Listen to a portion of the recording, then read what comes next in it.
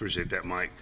We just had to delay a little bit, had two more guys just announced their signings, so excited about them. Really good day. Just want to first start off by thanking some people that within the organization that a lot of times don't go as recognized as their efforts deserve. Patrick Suttis, our general manager, Karina Hargraves, who sets up all the visits, does all the transcripts, makes sure all the applications, all those things, sets up wonderful visits for us. Thomas Greery in the recruiting office helps run the evaluation process, integral in the social media piece as well. Aaron Joe, I affectionately call him EJ the DJ, played here, was an offensive graduate assistant here, and has now moved into the recruiting department and does a phenomenal job in that role. Rafael Andretti, AK, Brooks, Jacob, some other people that you guys might not have heard of, just what they do when the recruits and their families come to campus. Our creative team, Patrick Clancy, I'm sure is in here. Neo, what's your real name? Alex Brizadine. Yes, so Alex Brizadine does a really good job, and everybody knows Simit Shaw. Simit does a phenomenal job as the oversight for everything, social media in the organization as a whole. Obviously, we partner with J1S and Santino Stancato Morpheus. Does a tremendous job as an outsource agent to help us with all of those things. So just really appreciative of all of their efforts in this recruiting class and really just on a day-to-day basis with everything in the organization. First, before I even continue, tomorrow is mine and my wife's 26th wedding anniversary. Ken, you've had to put up with me for 3 years. She's had to put up with me for 26. So just, thankful to her, love her. And then just the signing class as a whole. We knew going into it was going to be a smaller class. We wanted to really focus on the quality that was in the class, and I know that we did that. And I'm sure Flynn has all the data and the number of stars relative to the number of stars that have come through the years. But it's a really good class, very targeted class. Relative to a small senior class that we had, but there's still spaces. There'll be another signing period in February for some high school guys, and then throughout the next couple of weeks, the transfer portal and getting some key transfers in the coming weeks. Some have gone public, others are can't really comment on until they arrive here in January. The other thing that hit today was the news that Jemias Griffin is coming back, running back for us.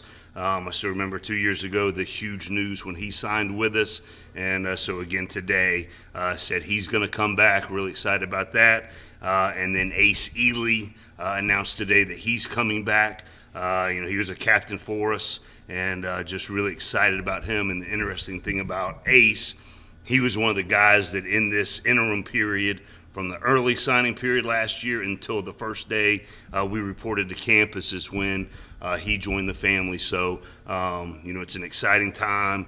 Normally the early signing day is over and then you just get ready for January. But now we're still actively in the process of still recruiting some key additions. So with that, you good, Mike? Yes. Open to questions? Open up for questions. If you have a question, please raise your hand. Got a microphone. We'll start right here with Rod.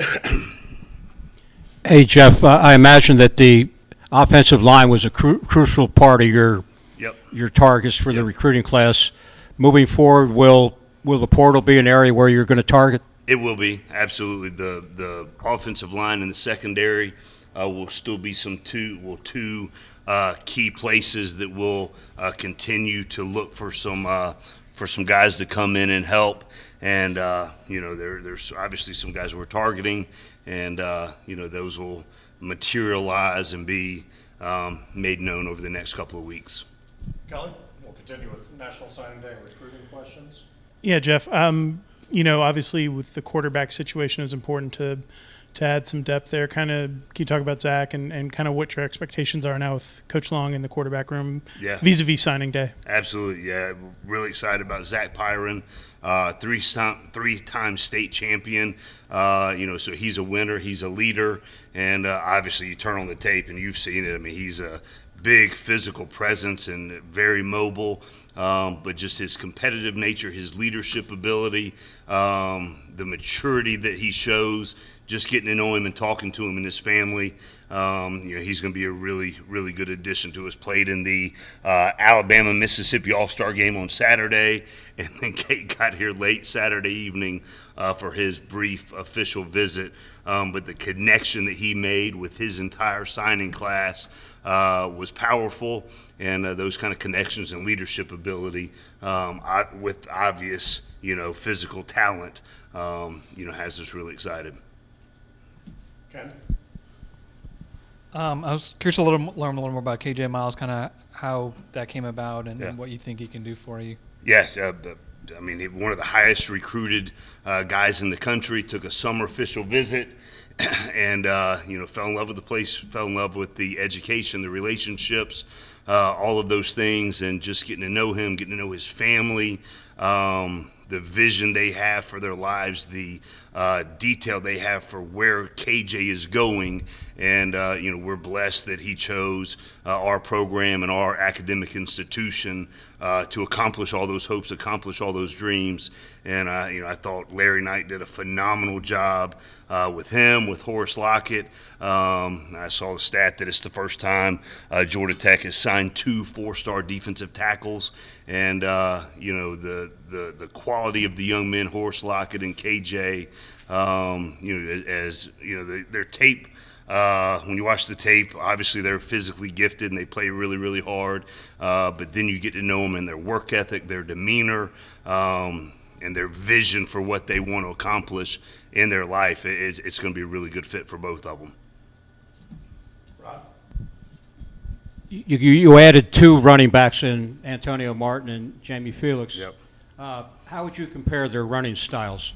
Yeah, they're both very, very talented. Everybody that saw Antonio in the playoff run, just, how physical he is, how powerful he is, how hard he runs. And then Jamie, his elusiveness, his speed, his toughness, his physicality. I think they complement each other very well. And, getting them to sit down with Coach Long and watch the things that he's been able to do with his offenses over the years, I think it's going to be a really good fit with what Coach Long does and what we're going to be doing here with both of them. Allison? We were over at Horace's and Clayton's signing at Westlake, and both of them, what stood out to me is they said they chose Georgia Tech because it felt like a family and Sure. a home. I guess how special does it for you to know that the guys coming here Right. see that relationship before even hitting the field, and how do you guys make that known throughout the recruiting process? Yeah, I think it's just inherent in who we are. I think across the organization, from me to coordinators, position coaches, everybody in the recruiting staff, our GAs, analysts, QCs, everyone that's involved in an organization, we're very close as a whole, and I think that translates into our connections with our players, how much we love our guys, how much we care for our guys, the relationships that we build in the offseason and throughout the season, and then we try to have a multi-layered approach with every single recruit and their families, and then get those bonds across every different level that we can. Those things are important to us. And from here to hear it from our players' mouths, or to hear it from recruits and recruits' families' mouths, that means a lot, because it's important to us here, and we place a big emphasis on it. But to hear it reciprocated and valued from other people, that means a lot. Kelly? In terms of this cycle with the COVID year, that kind of threw everyone's numbers out of whack, and then I imagine just how difficult was it to just approach and try to figure out what your numbers are, what you're looking at, and then the portal being such a huge thing now too. Just how do you balance that? How do you set your board up that? It is it's probably 7 conversations a day, especially over the last month with Sudis and with Thomas Greery and the coordinators, and it's an ongoing, ever-evolving process. So, and it's going to stay fluid throughout. And I think that's one of the things that we take solace in, is that's one of our strengths: the ability to stay fluid, the ability to make real-time decisions, and to have fluid trains of thought. It matters in this day and time, and I'm blessed that I have trusted people who are willing to speak the truth, willing to give me really good guidance on things like that, and I have an open dialogue so we can make the best decision for everybody in the organization, individually and as a whole. Rod? Place kickers normally don't get much pub when it comes to signing day. Right. You picked up Burr. Yeah. I imagine with Gavin, you won't have to have him maybe kick off, but maybe concentrate on field goals, extra points. What is his range, and what do you see from him? Yeah, I mean, I think Aiden's, obviously he's very highly ranked. And when you watch the tape and when we saw him kick live, very talented kicker.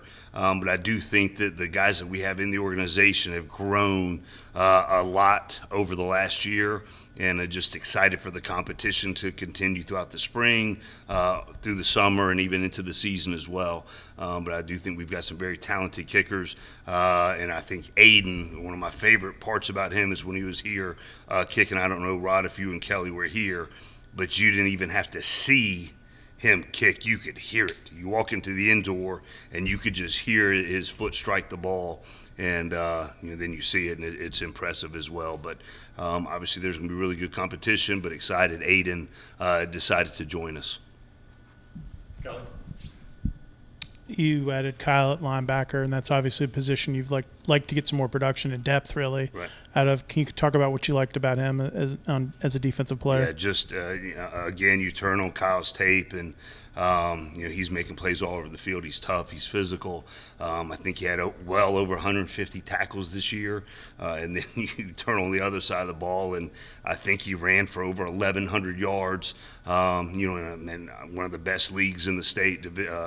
And just when you get to know him, you get to know his family, his singularity of focus, his vision, what he wants to do with his life through this game, with the education, and the leadership ability that he has.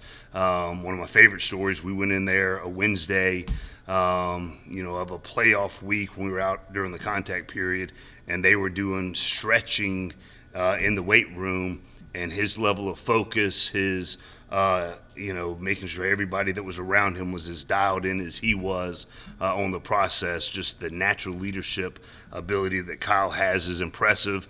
And I think, Caleb Edwards coming from the same school, Caleb playing a ton as a true freshman, and then stamping this place to one of his, close friends and teammates. I think that speaks volumes, back to Allison's point about how the guys feel in the locker room, and how the guys, that we're recruiting feel about the place.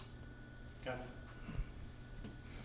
Just given the way the season went and just the way things work in recruiting generally, I'm sure a lot of your guys were coaches trying to flip them and so forth. I'm curious just how you felt that worked out, on the whole. Yeah, and I think that's the nature of college football and high school recruiting. And we're in those fights, we're in those recruiting battles and those kind of things, and just trying to assemble the best fits and the best guys into the roster and into the program. But it's a compliment to the quality of guys that we've targeted, quality of guys that we've gone after to bring here to the Institute, and that's the nature of college football recruiting and high school recruiting. And we're a competitive group, and obviously we want to win more battles than we lose. Allison? What have you learned overall just now going into your fourth season as head coach in this recruiting process? I mean, you've talked about it building a brand and making, Sure. local kids want to stay in Georgia. So Yep. what have you learned about yourself? So here's one of my favorite things where we are right now. You speak to the branding, the culture has been alluded to. We're to the point now where it's time to work. the brand is set, the culture set, all of those things. Now it's time to coach. Now it's time to work. And I'm so excited to get back when our guys report January 9th. We'll have a team meeting and just go to work. We've done, I don't know if this is the time to transition into the next phase of the press conference. Sorry about that. But just the piece about getting the guys back together. We've already begun. I talked about standing right here the Saturday after Thanksgiving about doing a deep dive and evaluating every single thing in the program. And obviously we've started that, made some big changes that everybody notices.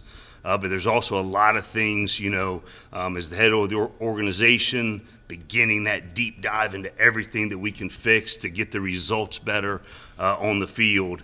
We're in that process. That process will continue. Obviously, today is about recruiting, bringing a group of guys in here to elevate what we're trying to do, to get the results on the field to get where we want them to be. But all of that is a process, and I'm fired up to be in the early stages of it. There's going to be big changes that'll make an impact in results, and then there's also going to be some subtle things that will adjust and fix that might not be as evident, but all of it will be to improve the results that are on the field. Okay, so with that, we will open it up to any other questions you might have about the program. If you still have recruiting questions, feel free to ask those as well. Kelly, go ahead. Can you talk about your decision to make a change with your offense and what Sure. you see with Chip bringing him in here? Yeah, so Dave Patnode's one of my closest friends. I've known him for 25 years, and is a great coach and a great man, and I love him dearly. But it's just some of the changes that we made, just where we are in the program, just new faces, new voices in the room, in the program. And just really excited about Chip Long. We did a deep dive into analytics and relationships and, statistics and production, all of those things. And talking to a lot of people, narrowed our focus on Chip and what he does offensively is really ideally suited to where we're going and what we can build upon.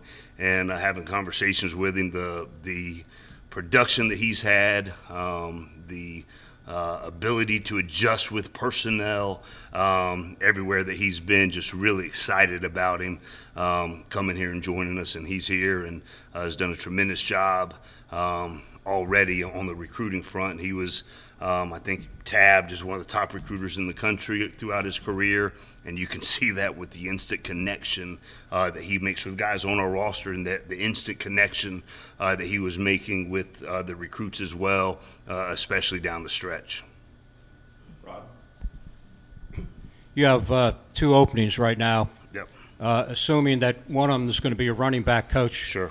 What are you looking at for the other positions, Coach? Yeah, so the biggest piece, we haven't even talked about the secondary, and the same thing, Geoff Popovich, Nathan Burton, two dear friends. I think they're great coaches, great family men. But again, just, new faces, new voices, and one of the things with Travaris Tillman hiring him, being a 4-year starter here, being a captain here, playing 7 years in the NFL, being the last 6 years with Mel Tucker, who I consider and is widely considered an elite DB coach, and just getting him to come back home was huge. We made the transition that we made the decisions that we made, or that I made, and targeted Chip, targeted Travaris, and both of them decided to come. The next two positions that we're going to fill will hopefully be within the next week, and then we'll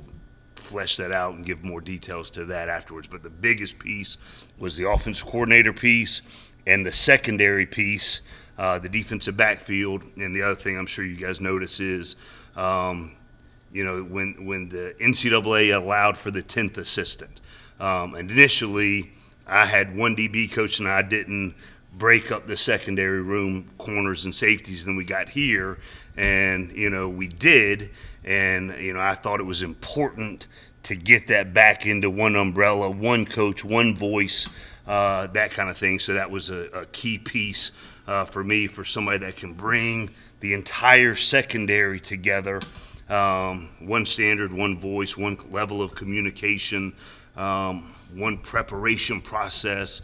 And, I know Travaris can do that. I've known him for 22 years and, think the world of him as a person and then watching him grow as a coach. I'm just really proud that he joined us and decided to come back home. And I hope, the Yellow Jacket fan base feels the same way as I do, because he's a special person and a big-time coach as well. Ken? How much thought did you give to considering whether to replace Andrew or not, given the way the defense played? Say it one more time, but How much thought did you give to considering replacing Andrew or changing that up? Given the way. Yeah, well, I think you're alluding to us wanting to be better on defense, and I know Andrew Thacker would be the first person to say that we didn't play to the standard that we've had. Playing defense wherever we've been, and his main focus is to do everything in his power to make sure we're doing that. And I think having Travaris Tillman come in as the pass game coordinator, that will help a lot of things. And the other thing too is Chip Long being here and run the offense, and Brent Key and Kerry Dixon, Chris Weasahan on the offensive side of the ball. I'm fired up to all the things that we've been building to this point. Excited to be back in that defensive room a bunch, and be back on the grass coaching at a high level and giving them as much help as possible. And but just I think disappointed with how we played and want to get better and convinced that we can get it done. Kelly? I guess, how much were you involved with the offense? It sounded like, from what you said during the season, that you were a little more involved than maybe you have been in the past. Sure. Did that take away from maybe being able to help out on defense and do the things that you're talking about just now? Yeah, so the big thing, Kelly, and I'll kind of answer it in a different way. As I began the deep dive into everything that we need to fix to take the next steps to get the product on the field and the results on the field at the highest level possible, the things that I've realized is less branding, more coaching, less worrying about culture, more worried about ball. All of those things, matter to me. And the other piece is, at the end of the day, it all falls back on me. And it's my responsibility to get everything, fixed that's not producing the results the way that we expect them to be, our fan base expects them to be, I expect them to be, and just taking full responsibility and full ownership as the head football coach, that whatever falls under the umbrella of Georgia Tech football ultimately falls on me. And so where I can use my expertise to the fullest, I'm going to do it. And there's not anything too small to make adjustments to. Just because we had unbelievable success at Temple doing it a certain way, or at Florida or Mississippi State or at Alabama, wherever the things that we do were honed from and learned from and implemented from, take a deep dive into, is it working here? And if it's not, we need to make real-time adjustments to do that, and that's all under my purview. I'm excited about it. I'm passionate about it, and there is nothing too small to be fixed that will not be fixed. And just being relentless in that mindset, taking full responsibility, take full ownership of every single piece in the organization where we need to take the next step to get the product and the results up to the expectation that I have, that we all have. And I'm excited to do it, and I'm excited to get back January 9th with the fellas, and just less talk and just more work. Rod? You mentioned Ace coming back for his COVID year. There's 2 or 3 guys on each side of the ball that we haven't heard from yet. Do you expect any announcements soon? There's conversations, and there's things that I'm let them, and you guys have been around me. I always want the players to be able to have the voice, especially when it comes to their future, when it comes to their present. I don't want to steal any of their shine or any of their moments. It was important that I felt that, Jemias and Ace on this day, I thought they made the right decision to announce today, and because they're both key pieces, coming back to help us, and their leadership ability, their work ethic, and they're both really good players too. Just fired up that they're coming back. Ken? If I could ask you a little more about the defense, can you describe kind of what your role will be as far as whether supporting and or running the defense, or kind of what that'll look like? Yep. So, Ken, I'm the head football coach at Georgia Tech, and every single part of our organization, from offense, defense, special teams, falls under my purview. But I do know this: throughout the course of my career, I've been tabbed by others as one of the elite defensive coaches in college football, and for me to be able to use that expertise to help Thack, help the defensive staff, I'm going to use it to the fullest of my abilities to help. But also, there's all the other areas that are going to come under my, my umbrella as well, and I've got to make sure all of the things that we're doing and building continue to take great looks at everything, try to get everything in place for our guys to have success as individuals and as a team, and for the results to show up on the field, not just base everything solely on effort. The effort has to produce results, and the results have to come on the field, and just excited to get that done. Allison, did you have something? Yeah, I'm going to go back to recruiting. You have almost 10 guys here that are assigned from within the Georgia area. So how big is that for you on signing day to have such local talent here and to keep them here? It's huge. I think some of the best high school coaching, high school players are within our 3.5 hour radius within the state of Georgia, within the Southeast. And, to get the local guys to stay home and have a connection with Georgia Tech, have a connection with wanting to be in Atlanta, and, stay home, it matters. And, I think that sentiment resonates with a lot of the guys that chose to stay home. And, I think just, the way we align ourselves with the city, I think it's important for those relationships and for those guys to choose to stay home and play here. Kelly? How difficult was it to do that deep dive and look at things and see the results not being what you want? And Sure. obviously, there were a lot of close losses too this year that certainly Right. changed from year to year. But just kind of what was that process like for you, and kind of what did you learn about the program? Yeah, so it's still ongoing. One of the key things, and you wrestle with every decision, and the lens that you go through, and the people that are able to give you counsel are huge from within. And I've got some great trusted people within the organization that advise me, and that I bounce ideas off of, and things I'm thinking or what we should do in every phase of the organization.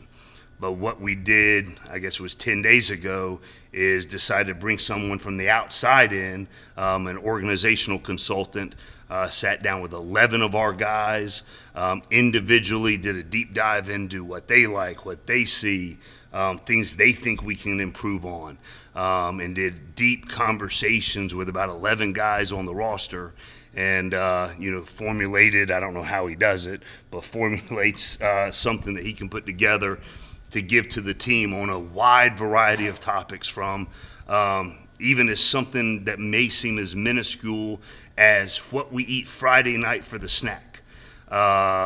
Sunday practice versus Monday practice, Sunday day off versus Monday day off. There was no subject, there was no part of the organization that was too small to discuss, nor were things too big to discuss. And then puts together a survey, and then the rest of the guys will get to fill that out, in due time. But I think having somebody that comes in, fresh perspective, doesn't have, isn't clouded down by all of the day-to-day things, and just can do a deep dive into where we can take steps to get the product on the field to be the very best that it can be. And sometimes you got to step outside of yourselves to do that. And, we've done it, and it will continually be an update into what we do and how we do it. One of the other small things maybe to you is how we're going to structure spring ball and spring practice. It'll be the earliest that we've ever gone. We'll start spring ball middle to the end of February. Spring practice will be done by spring break. It's the earliest we've ever gone. But we want to get back on the grass, get back out there with the guys, coach ball, have the guys be coached, and get to football as soon as we can.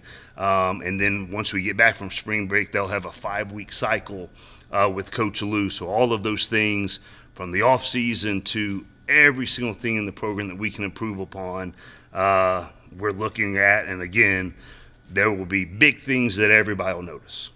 Then there will be small things that probably, a lot of people won't notice, but everything that we do is to impact the result Saturdays in the fall. Okay, got time for a couple more, Rod? The quarterback position is one position that's really been affected by the transfer portal. How difficult is it for you and your staff to keep a balance of keeping the players that are currently on the staff happy, as well as providing depth for that particular Sure. position? And I think that goes to relationships, and that goes to communication, and all of those things. And so that's an ongoing process. And, Chip has done a really good job communicating with Geoff, communicating with Jeff's family, and will continue to do that with the quarterbacks that we recruit, the quarterbacks that we have on the roster, all of those things. The communication piece is the big piece. Recruit, evaluate, and then coach so that they can play the very best that they can, on Saturdays. Kelly? Obviously, the tight end position production hasn't been what you like, but Chip's obviously really well known for Yep. that, and you added Luke via the portal. Can you kind of just talk about the tight end, kind of Sure. how you see that evolving going forward? Is that going to be something bigger in the offense? Well, I think too the piece that we don't talk about, Dylan Devaney, didn't play this year, right? Had to have 2 surgeries on his ankles during the season, and then one right after the season. And we think very highly of Dylan Devaney around here. Dylan Leonard, former walk-on, earned a scholarship, went from 208 pounds to now he's 242 pounds, has become a leader in the locker room. Jack Coco was a former offensive lineman, lost weight to make himself into a lean, mean fullback, tight end, H-back for us. And Billy Ward was a true freshman, and it's one of those things where it's ever evolving, and excited to get Dylan Devaney back. And there's some guys that I can't speak about just yet, but just what you turn on the Chip's film from the success he had at Notre Dame, and there was a lot of tight end play involved in the multiplicity of the formations and schematics that he does, set itself up for us to be able to do that. And then the position's got to play at a high level as well. Okay, Ken, last one. I had a question for you about Jameer and just his decision to leave. As you talked, about a deep dive and looking at how you can get better. Sure. As far as that decision goes, and are there things you say And I'll answer that in generalities because I can't really speak specifically, with guys in the portal. But just I've got such a deep love and a deep respect, for all the guys that have played here, and just wish them nothing but the best. There's daily conversations with probably half of the guys, and we wish them the very best. We love them. We're thankful for them and everything that they've done here as Georgia Tech students, Georgia Tech student athletes, and there's never any ill will. It is just love, respect, and anybody that's come into this organization and then moves on, whether it's graduation or whatever else, just love, respect, and just wish them all the success in the world in their future endeavors.